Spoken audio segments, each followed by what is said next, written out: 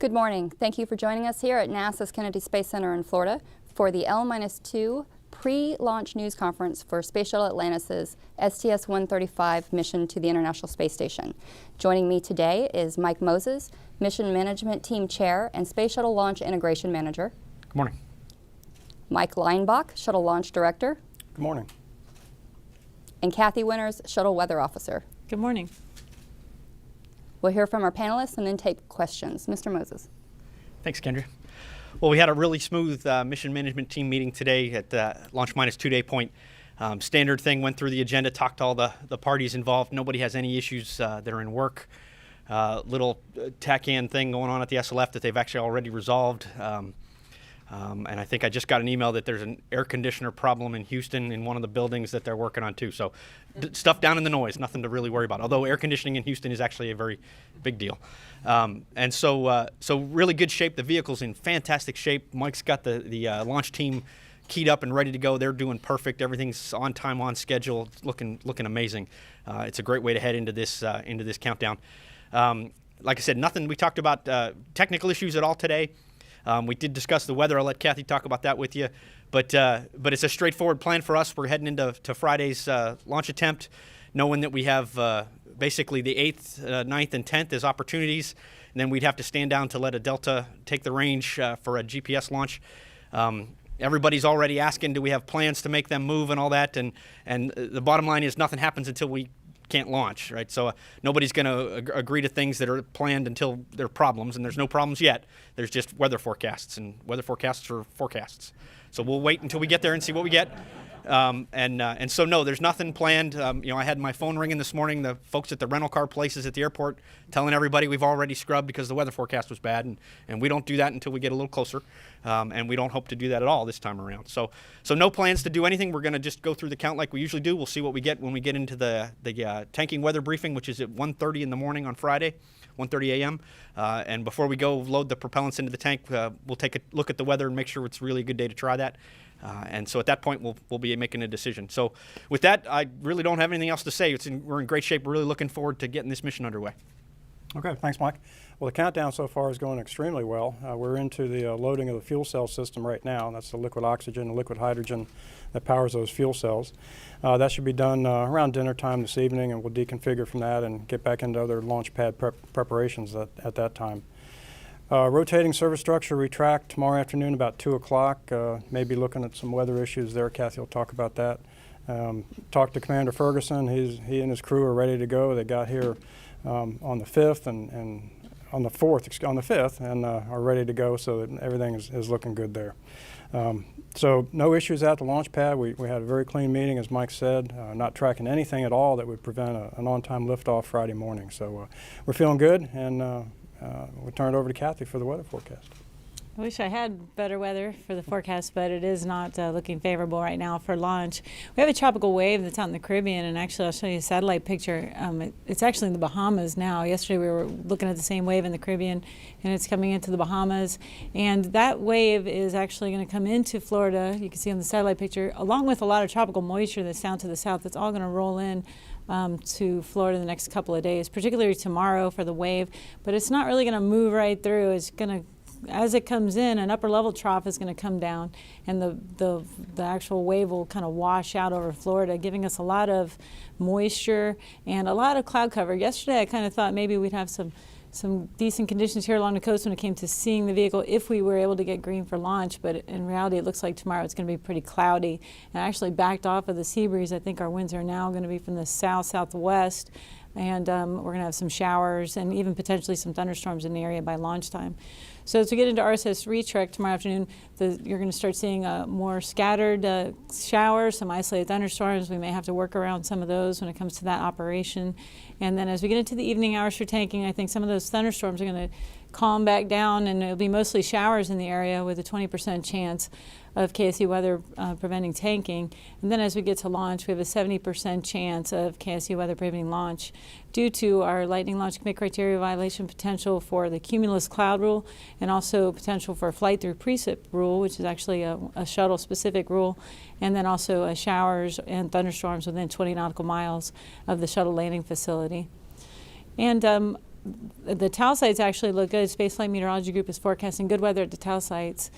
For us, each day the weather gets a little bit better. We still do have a lot of moisture in the atmosphere over the next few days, so it's not certainly clean and green, but it does seem to be improving as all that moisture will actually move a little bit more to the north. We're still on the moist side of a weak boundary that's still going to be lingering in the area. It's going to be a little bit more to the north. We're still on the moist side of that, so each day we'll be watching for more of a sea breeze type situation.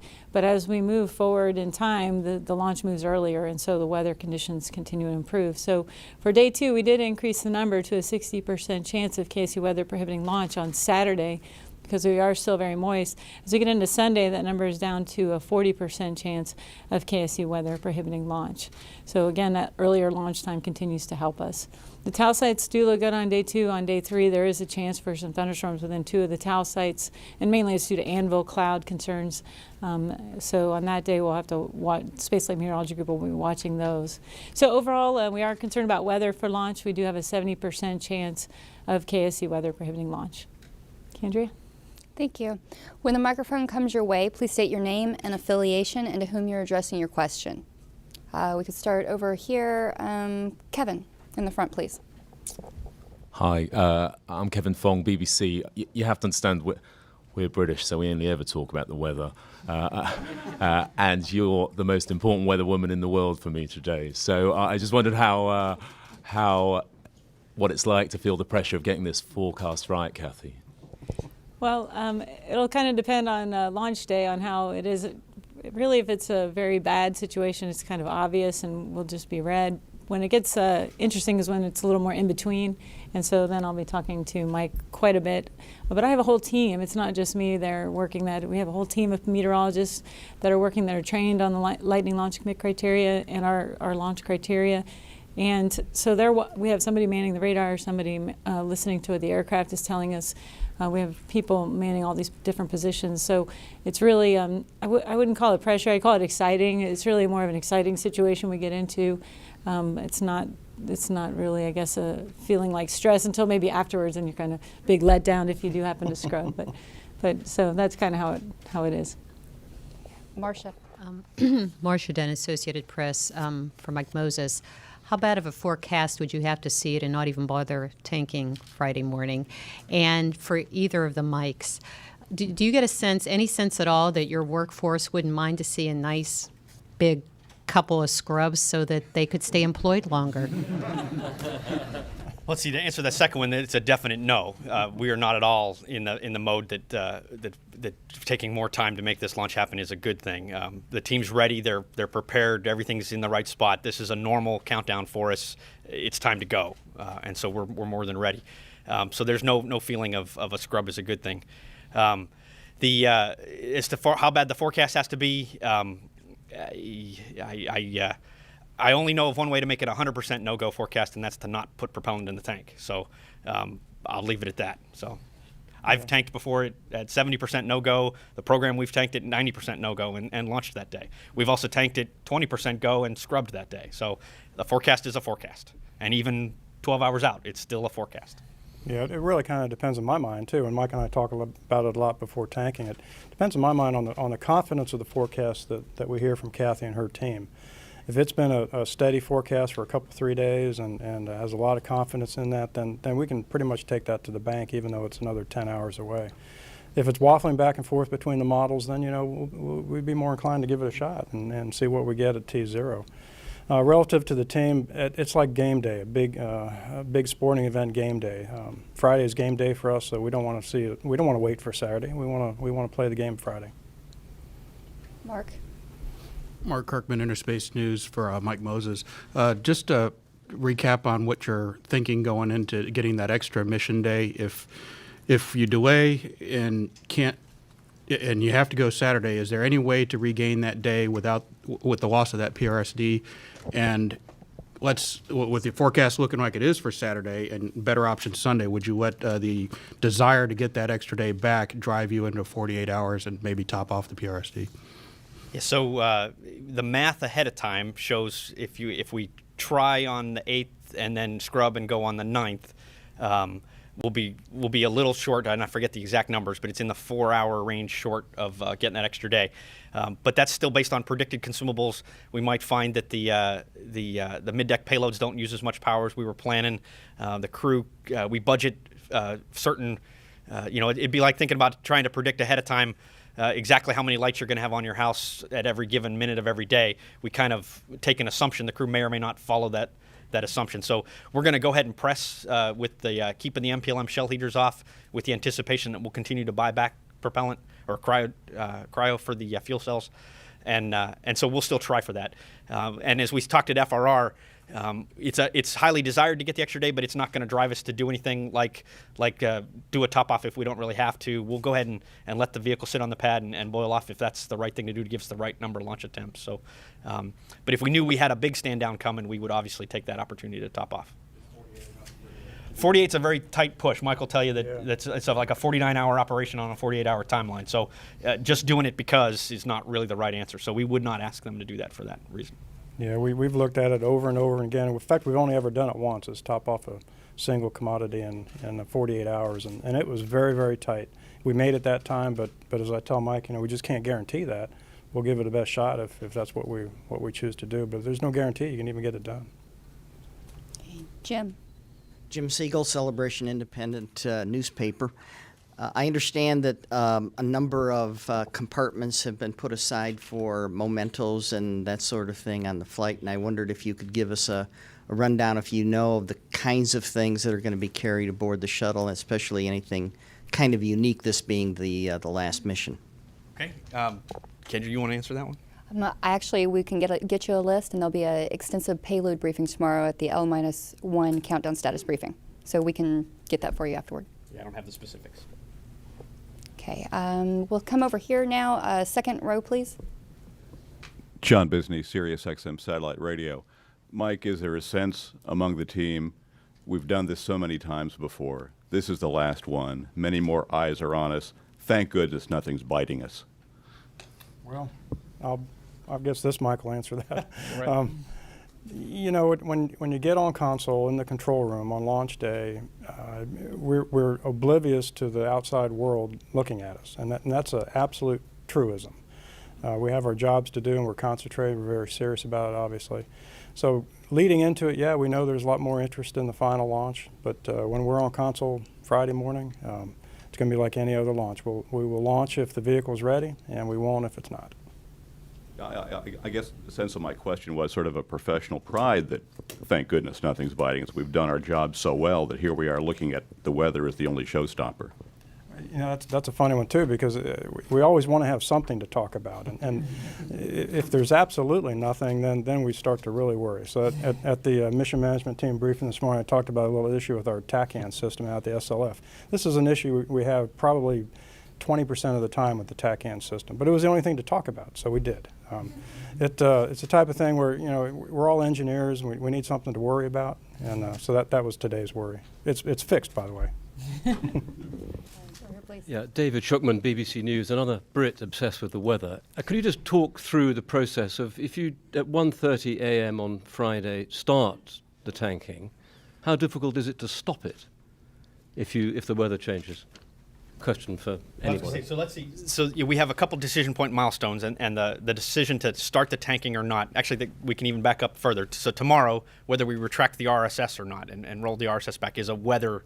There's weather criteria that go with that go-no-go decision, and we can delay it quite a bit as we've practiced a lot lately, and still make that. So that's obviously that has to get done, and to support the timeline to be ready to start tanking at 2 a.m. tomorrow or Friday morning. So then right before we start that, we'll have a decision to say, hey, before we go through the act of doing this, because it is a big hazardous operation, do we have a better than decent chance of launching that day? And are there any other considerations to say maybe there's a better day coming, we want to save that chance to go? Once we start tanking, at that point, we'd pretty much proceed on. We wouldn't have decided to do it unless we thought the weather was going to be good. If there's commit criteria that have to be satisfied as you go, weather related, that could stop us. I think it's only within the first half hour, Mike. First hour. Yeah, first hour that the lightning rules apply. And so after that, we really switch into a launch commit criteria. There's a series of, you call them red light, green light gates that have to be passed. And as long as everything's green, we proceed on. Even though the ultimate launch weather might still be showing red, we'd go right up until whatever milestone we chose to say. We don't want to go behind. Usually we call that at T-minus 9 minutes. One thing Mike and I have talked about, that because of the traffic concerns on a scrub, we don't know that we could get everybody back 24 hours later and have the whole team ready to support with all the traffic delays getting home. If we get inside of about 4 hours or so, we might want to scrub out for 48 hours instead of just 24. So if at the 4-hour mark, we're going to take another look at the weather, and if it still really truly looks horrible and there is just no chance of going, we might choose then to scrub, something we probably wouldn't have done in the past because we didn't have this traffic concern. So there's all those little milestones that Mike and I will have as we make our decisions as we go on, but there's no real, oh, the weather's too bad, stop right now kind of call until you get actual launch weather on the T0, the actual second of launch. Okay, back over here with Bill, please. Bill Harwood, CBS News, with two quick ones. One for Kathy. Is this the kind of weather that can generate hail once the RSS is back? No, it's more of a tropical type air mass. So we're moist all the way through the profile. Usually if we have some dry air aloft and some cooler air aloft, we're watching for hail. But in this case, we're pretty warm aloft for the next several days, and we're also very moist all the way through the profile. So we're really not looking for severe weather at all with this system. We're looking just a lot of nuisance weather. Thanks. And one for Mike Leinbach. I know that on launch day when you guys are in the firing room, you're focused. I understand that completely, but you're not in the firing room right now. And when you drive to work, I'm just wondering what you're thinking about as this final launch campaign drives down. I mean, just driving in the day, I was looking at the VAB and looking at people and thinking this is going to be different very soon. What is the mood like out there? Well, as I described the other day, it's getting more and more somber the closer we're getting to the end of the program. There are people, millions of people in this country that have grown up with the shuttle program and have never been alive without the shuttle flying. Anyone under the age of 30 has always had the shuttle program as a part of Americana, and that we won't have anymore. So I think it touches people outside the Space Center to a degree as well. Inside the Space Center, it's going to be significantly different. We'll be preparing for the next program, and hopefully we get definition on that relatively soon. And we'll get on the business about preparing the Space Center for the next program. I'll tell you, it's getting more and more somber the closer it gets, but that doesn't detract from the professionalism and cohesiveness of this team that I've grown to love so much over the years. Okay, Irene, please. Thanks. Irene Klotz with Reuters. I have two questions. For Mike Leinbach, what's the plan for Pad 39A after launch? Will you guys have people go in and do inspections and make repairs, or do you just leave it until there's some directive of what to do with it? Well, let's see. We'll go through our standard post-launch safing and securing operations. We send out a team of about 50 folks, maybe on the order of 45 minutes or so after launch to make sure there are no leaks or fires, that type of thing. If there's any damage, we'll repair that damage just to keep the systems in good shape. From an agency perspective, what we're being asked to do is keep Pad A in shuttle shape, is the way I describe it. We're not going to start dismantling Pad A right away. We need to keep it in a roughly shuttle shape in case the next program could utilize some of those facilities out there. Unlike Pad B, where we're taking it all the way down to the ground. So we're going to have a clean pad off Pad B if anyone wants to come and launch off that pad with their own mobile launcher and their own tower and their own services. And then Pad A will remain relatively the same for a period of time. And I can't tell you that period of time yet, but we will not go right into an immediate demolition of Pad A by any means. And the next question is for either of you. Aside from talking about TAC-ins, was there any comments to the team either before the start of the count or at the MMT today that put some framework and some context for this being the last flight? You have any pretest? No, I didn't. So at the MMT today, we didn't. At the very end, I gave the team just a reminder that there's a lot of distractions and their job's to make sure their team's got what they need and are ready to talk and just stay on our normal processes and procedures. That one thing that helps minimize those distractions is just treat this as business as usual. So no, nothing about a speech about this being last launch. And I'll add a little bit. In the pre-test briefing, I consciously told myself not to lecture the team. We've been told so often over the last 3 to 6 months to a year to focus, and we are focused. We don't need to be told that again, and so I didn't want to lay that on my team again. James. James Dean with Florida Today. Mike Moses, the shuttle flying up crew and cargo to service the space station, kind of what it was originally intended to do. I imagined that it would do in its concept when it was just an idea, decades ago. So I guess maybe a little strange to be ending while it's performing that service, but do you see some maybe symbolism or satisfaction in it, and the last mission kind of doing exactly what the goal was from the start? Yeah, you look back at one of the original design features of the shuttle was to be able to enable the construction of a space station, and we did just that. And we built a heck of a national asset up in orbit, and a national laboratory and an international asset too. Shouldn't just focus on the American part of this. It's truly an international partnership. That alone is a great legacy of the shuttle program in that we enabled the construction of that facility. So yeah, there is some poetic completeness to the fact that we're basically going to go stock it up for a year and ensure its viability in the coming times while the next generation of service craft get up there to take care of the space station. And Mike Leinbach, how important will it be if we're fortunate enough to get a Florida landing, assuming you get off first? What do you think your feelings will be just getting Atlantis back as our shuttle, as we're calling it, for you personally, your teammates who will still be here before for wheel stop and all, to just knowing that's the vehicle that's staying here. How important will that be to see it come here? Atlantis will be home for the duration of her life, to be sure. And I think I speak for everyone at KSC that it would really stink if we landed out west this time. But the entry flight director, Tony, he'll do the right thing. And if we go west, we go west. That's fine. But we all want to see Atlantis come home here and celebrate with the crew when they get off the vehicle and be able to look at Atlantis and the great things she's done over her career and be thankful that she's home safe. Okay. We'll go over here on the end, please.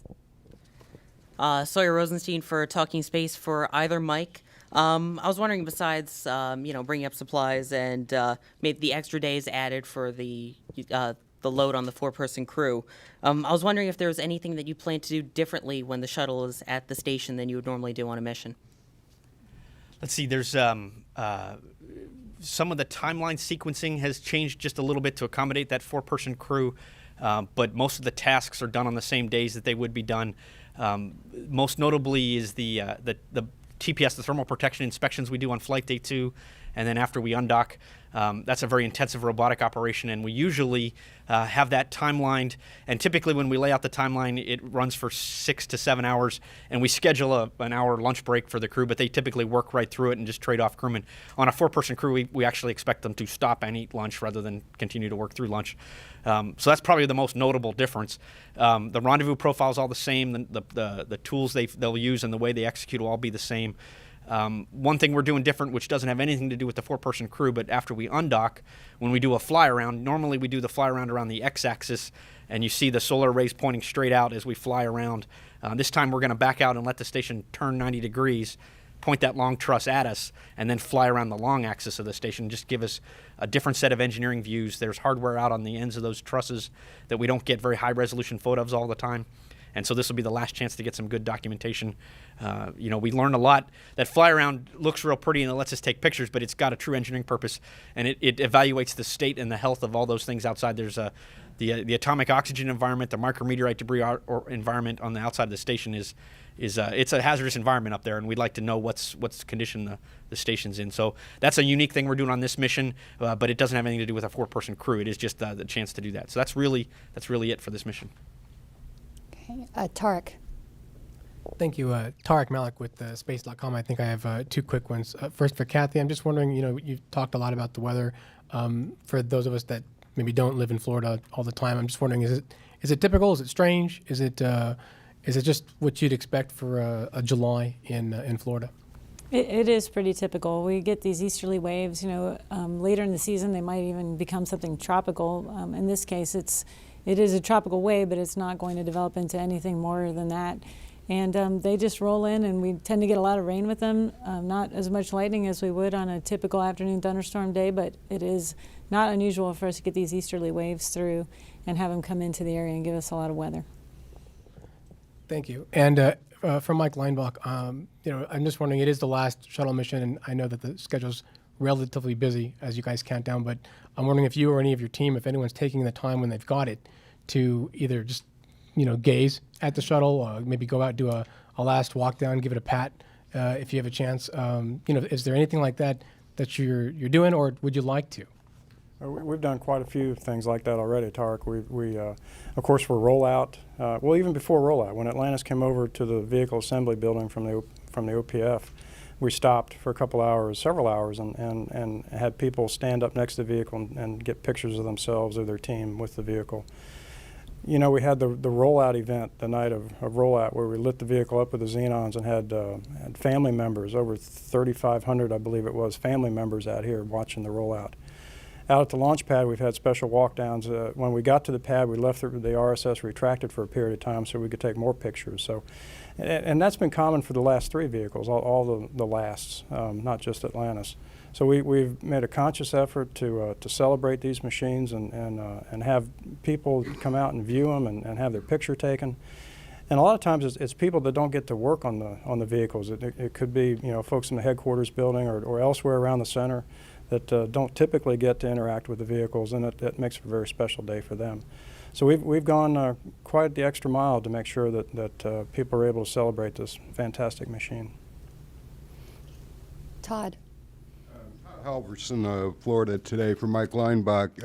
Charlie Bolden at the National Press Club last Friday hinted at the possibility that commercial companies may be taking up residence in the orbiter processing facility bays. And I'm wondering what your thoughts are about the facilities here and their potential utilizations by next generation spaceships.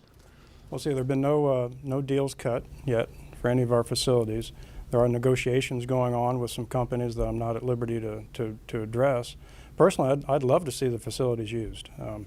The worst thing you can do with a facility like the OPF or the VAB or a launch pad is to leave it empty and unoccupied and unused. And so if we can attract other customers there, I'd be the first one to go up there and help them in and cut the ribbon, because I think it's a capability that this country has that is going to transition from the government shuttle program to potentially and hopefully other users. And so I'll be the first one to welcome them here and help them in any way I can.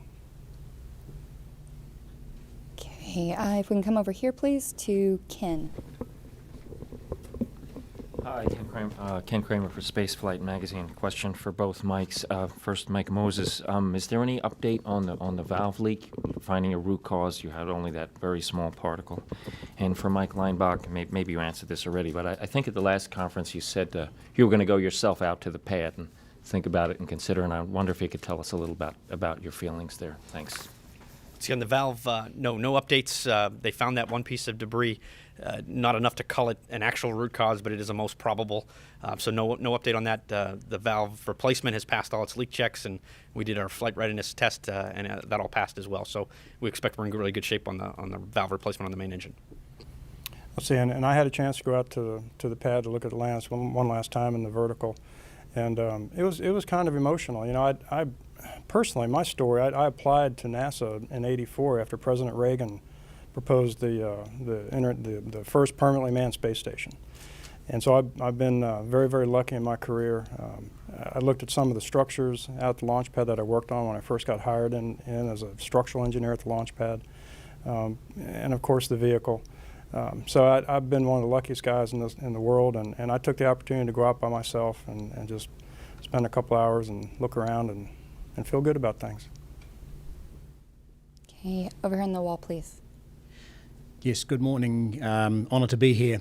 Matt Pavlidich from the Radio Network New Zealand. For whoever wants to answer this, the lifelong inspiration that this program has provided is one of the reasons that I'm here today. To anybody who wants to give an anecdote, have you received any international correspondence of any great measure letting you know how much this has meant to people, and do you think that will continue? Let's see. I've gotten quite a few things, both internationally and nationally. That same thing. It's amazing how it's not just the American space shuttle. It's a space shuttle that goes into orbit, and it's orbiting Earth, and it's kind of a unique thing that it gives you a lot of pride in what you're doing, that you're able to help inspire folks that way. And so, gotten a fair bit of congratulatory and good luck messages. Nothing that I would call remarkable or out of family, but I was very happy to get them, and very much appreciate the support. It's one of those things you look back and it is that inspiration. If it's why you're here today, it's most certainly why I'm here today too. So. Very nice. Okay. James, you have a follow-up? James Dean, Florida Today. Mike Leinbach, what do you think is going to be kind of the image that you'll hold in your memory of this final launch? I mean, you've seen so many launches, each one special in its own way, I guess, but this is it. What do you think is going to be the lasting impression, whether it's engine start or clearing the tower or somewhere from there? Well, I hope it's not like the last launch where we only saw it for 22 seconds. Kathy?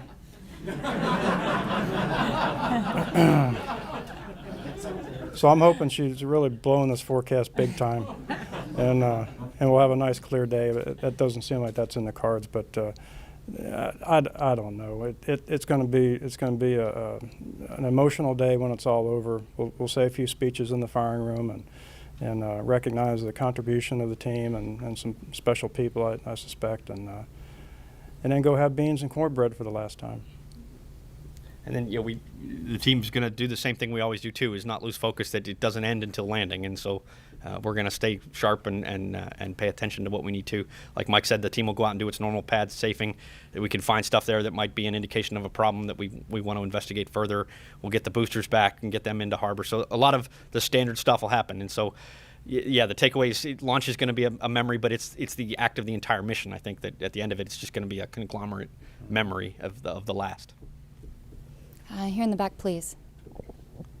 Keith Cowling, NASAWatch.com. 2 questions for Mike Leinbach.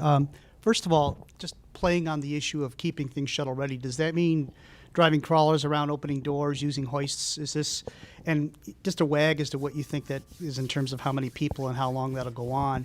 And second question, you're the sort of guy that always struck me as just going to work and doing his job and normally would never deter from, you know where I'm going, from saying what you mean, even though you'd like to, and you did about a week and a half, 2 weeks ago. And a lot of people heard about it, and I've heard a lot of very interesting comments back. Particulars of what you said aside, what was it like? What did your troops say to you once you finally said, this is what I think? It must have been a little unusual for you to be in that situation. Let's see, first question, we will have a certain amount of workforce here to keep the crawlers running, just as you say. We're literally going through that assessment right now. The first time we went through that assessment, I think we were a bit low on the number of people that we really thought we needed. And it's everything you just mentioned. It's the doors on the VAB, it's the cranes, it's the crawlers, it's all the facilities, air conditioning, all that stuff. And so we're going through a reassessment of that, and may come out with a bit more workforce than we originally thought. But it's not going to be a heck of a lot more. And those days, those comments I made on that day of that launch countdown sim, I've been a member of the launch team in one capacity or another for 22 years, the last 11 of which as launch director. And those comments that day were meant to be private between me and my launch team, and so they were made, and my team appreciated them. Dan. Dan Billow from WESH-TV for Mike Moses. We heard a little bit yesterday in the countdown status briefing about picking the best 2 out of 3 days, Friday, Saturday, and Sunday. Would you discuss your philosophy of doing that, if that's what you're doing, and aren't Saturday and Sunday the 2 best days? Yeah, so the problem is no forecast is created equal. Every forecast is a little different. And like Mike said, one of the big things we do between the L-3 day forecast and the tanking day forecast is look at how that forecast stayed accurate. And are the trends that we're predicting actually showing up? Is the pattern each day what we think it is? Or are there some unusual things coming back? And Kathy has an unbelievably tough job to forecast the weather, and the weather's not under her control, much as we'd like it to be.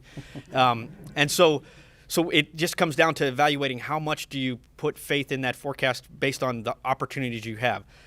At the end of the day, ultimately, there is no harm in not launching in front of this delta. And if we have to go to the other side of it, we'll go to the other side of it. It has impacts. It has rescheduling problems. It has a whole bunch of things we have to do, but there's no safety risk in moving to the other side of that delta. So picking the best 2 out of 3, it's not like it's the last chance I have and I'll never try it again. And so I'm not letting that factor in too much. But literally, it comes down to playing what other factors are there, how well is that forecast holding. Not to pick apart the forecast, but if this actually isn't a bad one. If it's just cumulus clouds and rain showers, as long as we get a hole over the pad, that means we're not going to fly through any, and there's nothing within a 20-mile circle headed towards the pad, that'll be a go day for us. And it could be pouring rain everywhere else in the county. And if we get that hole in the right spot at the right time, we can go. And so from that standpoint, right now, I'm feeling pretty good about trying Friday. But we're not at Friday yet, so I'm not going to commit to anything until we get to Friday. And even then, we got 12 more hours before we actually have to commit. So it's a tough job, and there's a lot of things that make it seem hard. It kind of actually boils down to be pretty easy.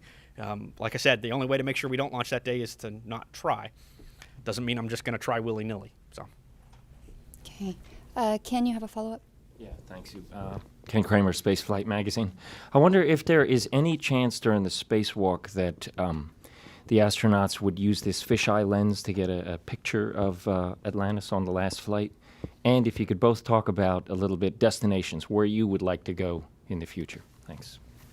Let's see. I don't know if they're going to be taking that camera out based on where they're going on the truss. I'm not sure we're headed out to the ends anymore, so we knew we were doing that on that mission, and so that's why we took that lens along with us. We knew we were going to be at the top of the truss looking down, so I don't know specifically if they plan on any special photo ops. This is the station crew doing the EVA with their gear, so I'm not sure exactly what they have planned.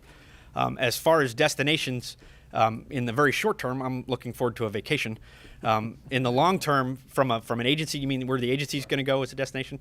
Yeah, to me, the path we're on is probably the right one. You got to take it in steps and bite off as you go. You got to learn to walk before you run. Going straight to Mars is a massive challenge. You got to learn what you're doing as you get there. The station is a great test bed for that. A perfect example is we have some really good, robust life control or life support systems up on station, both the Russian and the American versions. But if you look at them, they require fairly constant maintenance and fairly often need parts sent back up. And you couldn't take that system to Mars as is and not have to have a tractor trailer full of parts following along behind you. So we have still a lot to learn before we get a life support system capable of taking us all the way to Mars without a lot of maintenance. And that's just one example. The propulsion, the habitats, the EVA suits, all that has to evolve.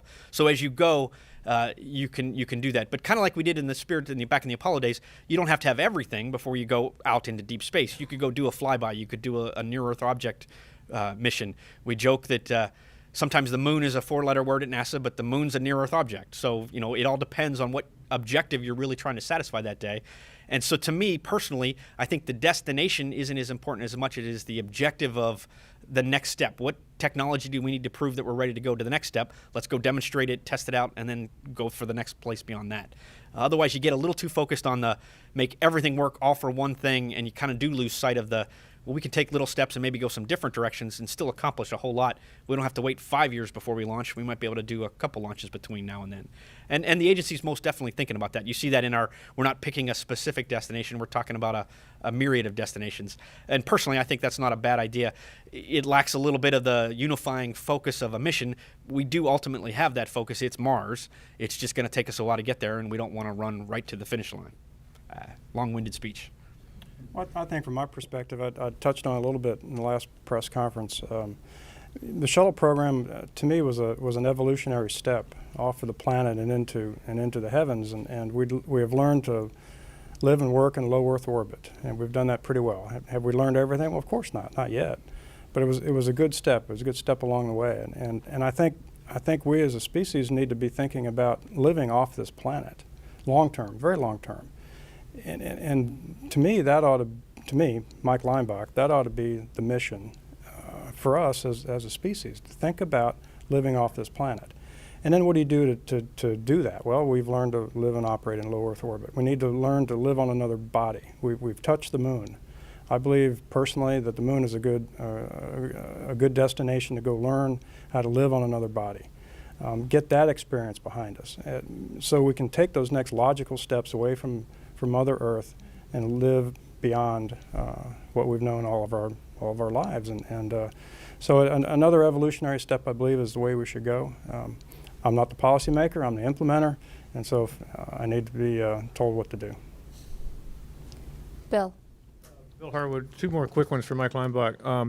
Have you guys gotten any update on the crowd estimates that they're seeing? Is it still 500 to 750 that they're talking about? And is there anything in this flow that you're not doing because it's the last flight? Or is this pretty much an ops normal all the way through to post-landing?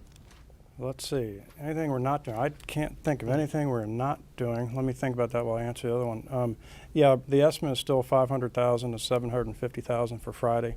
If for some reason Kathy makes us stay on the ground from a weather perspective Friday, you didn't laugh. Then I think over the weekend it'll probably rise a bit. In fact, our security forces are saying it may go up a little bit over the weekend, but it's going to be jam-packed regardless of what day we launch. Anything we haven't done? I can't think of anything. I can't think of anything. Tom Abrams, KTRK in Houston. What does it say to you that so many people would make their way here to watch that final launch? Pride in the program, pride in America.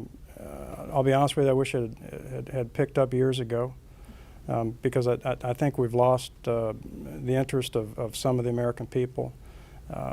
And so when you see the last one, you want to race down to Florida and see it so you can check that off your bucket list. And that's good. That's fine. I wish we had been able to maintain the interest of the American people a bit better than we had over the life of the program. Not that we haven't done that. I just don't think we've done it as good as we could have. Okay, we'll take one more question from Irene, please. Thanks. Irene Klautz with Reuters, probably for Mike Moses. And this may actually be more of a space station question, but perhaps you know the answer. Has NASA done any risk assessments on kind of long-term, I guess just a long-term risk of space station having just a single crew transportation system for the foreseeable future? I don't know if they've specifically looked at that. We've been in this situation before. After Columbia, we were down to relying just on the Soyuz. And so it's not an unexpected thing. So the reliability numbers of their rocket system and their launch capabilities, but we're not down to a single system. We're down to a single system for crew, but we now have the ATV from the European Space Agency and the HTV from the Japanese Space Agency as resupply ships. Both are doing fantastic and able to take up literally tons of cargo. And so we're in actually a much better situation than we were back when we had the Columbia stand down. But from a crew perspective, yeah, we are in that situation. If you think about it from a crew safety and rescue standpoint, we've always relied on Soyuz as our rescue vehicle to get crews off of station. And so I know they've done the math. I don't know the specifics if they've looked at this time period and this exposure period for what that means to them. I guess just following up on that for a minute then, if station is, as you all have been saying, the kind of the ultimate crowning legacy of the shuttle program, do you think it's being left at risk, having only one way to get up there? I don't think it's at risk per se. It's obviously a better plan. Better's a tough word. A more robust plan would have had redundancy built in, a follow-on ready to go before the first one's retired, and a stepping stone type of approach. We just didn't get to that. So are we putting anything at risk? Yeah, probably, but is it unacceptable risk? No, I don't believe so.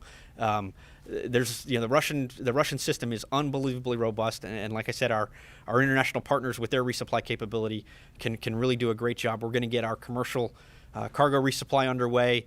We're talking about commercial crew resupply, and so all those things are going to happen. And so station's a pretty good animal.